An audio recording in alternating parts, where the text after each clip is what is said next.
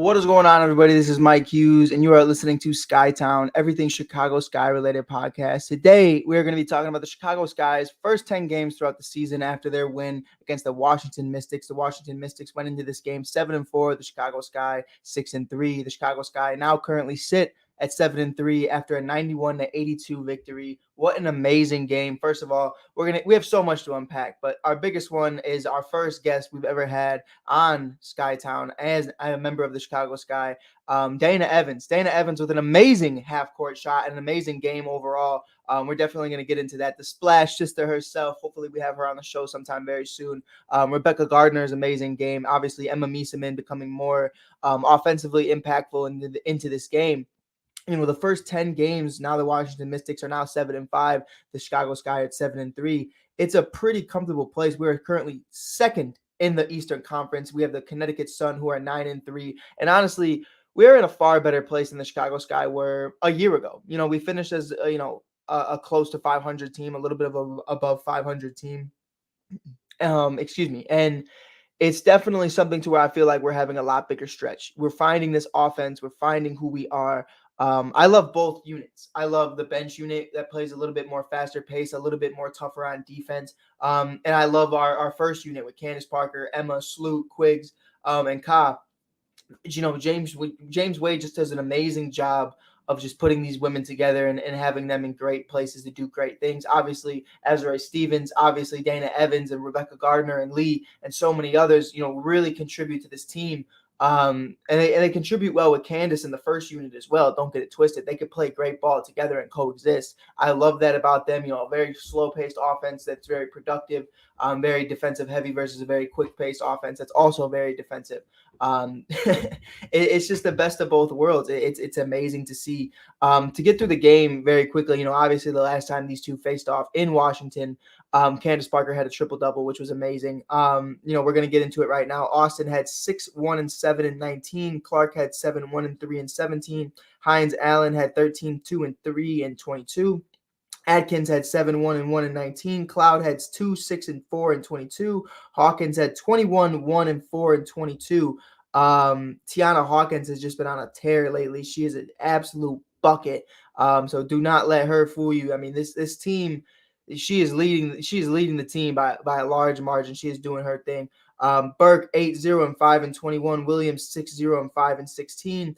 Machida had 5-9-2-21. Kimbrough had 7-1-1-21. And Elena Deladon, one of my favorite members of the Chicago Sky ever, did not play.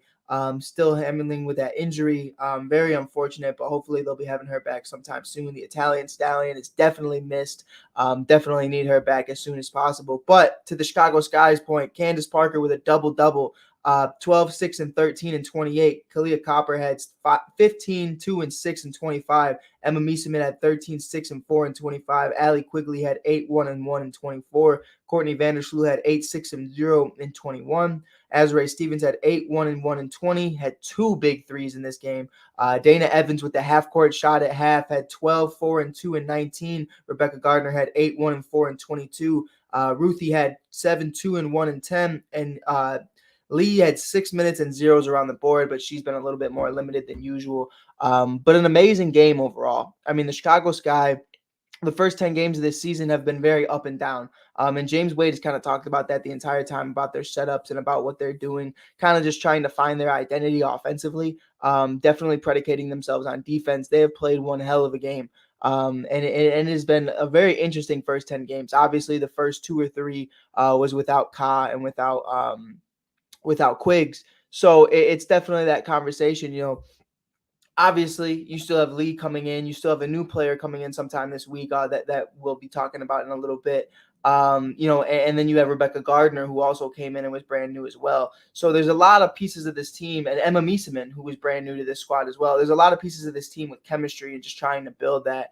that I found very interesting, and how they're trying to find the dynamics of all of these scorers on one team.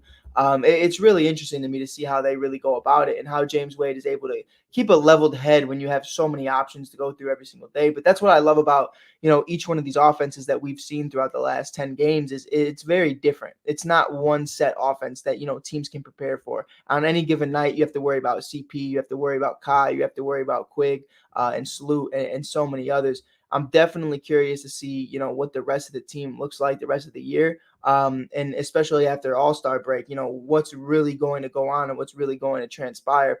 It's definitely a conversation. I've spoken with a few individuals about it. Kai and I have spoken a couple times about it.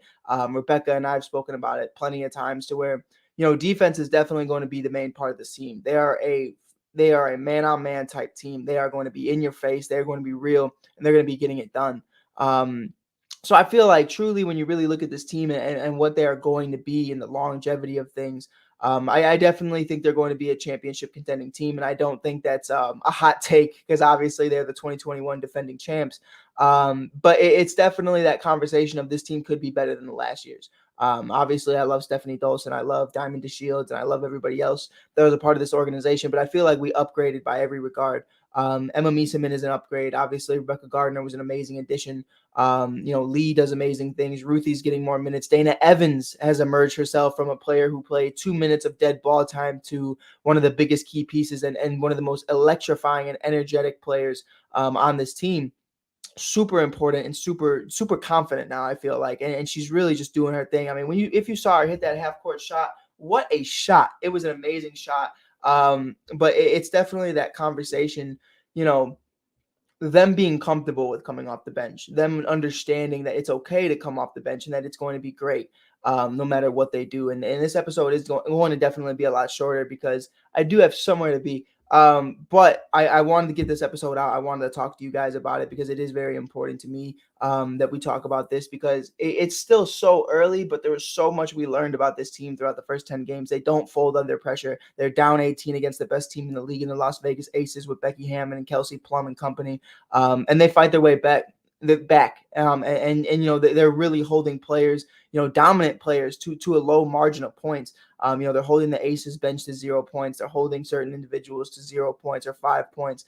They're really doing their thing from the defensive end, and I'm loving every minute of that. So, with that being said, I think James Wade and company are in a very good position right now. Obviously, we're a playoff team, and we understand that. During the regular season, it's not that we don't care, but there's bigger picture. There's a bigger picture. We're just trying to build chemistry. We're trying to build a connection. We're trying to build a resume of, this is what works and this is what doesn't. And this is something we can take into the playoffs. So I'm super excited about that. And just where this team is going to be come August, come September. I think this is going to be one of the best teams we've had in quite some time. I'm super excited about it, as long as no injuries occur, and God forbid anything else happens in the crazy world we're in. But it's definitely something to where we need to have this conversation of, the Chicago Sky being able to run it back. And really, to me, it's very early on. We still don't know about the Brittany Griner situation and what's going to happen with Phoenix. Diana Taurasi hasn't looked that great either, but I mean, it's still very early on in the season. And she understands at this age, you do have to save yourself for the playoffs, and you have to understand that. So she's not going crazy too hard. And Candace is kind of the same situation. Obviously, Sue Bird and many others understand that feeling as well. Elena Deladon and so many others, they're very patient, and they're not going to go out there and just force it, because they understand the bigger picture is the championship. But with that being said, there's definitely going to have to be a point where, you hit it in the hyperdrive and we start going. And I'm really curious to see what happens with the Brittany Griner situation. I just want her home. But it's definitely something to where, is she going to come back this season? Is she not? What's going to happen? Is she basketball ready? Who knows? So it's definitely the Las Vegas Aces, in my opinion, right now, that are our biggest competitors, and that we're going to have to look at and go tick for tack with in a big game series. But I definitely do think, at the end of the day, I'm just super excited to see where this team's going to be. So that's all I really got today. I know it's a very short episode. I truly do apologize, but it definitely is something I wanted to get out there. I wanted to have this conversation. First 10 games of the season was a blast. We're definitely going to kick it back. We have a couple games. We're going to be on the road for a while. We're going to New York. We're going to Washington. We're going everywhere.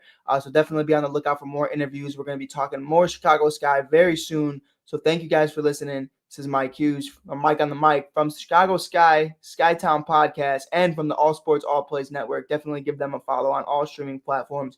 Follow me here if you haven't already. It's always right there available for you. So with that being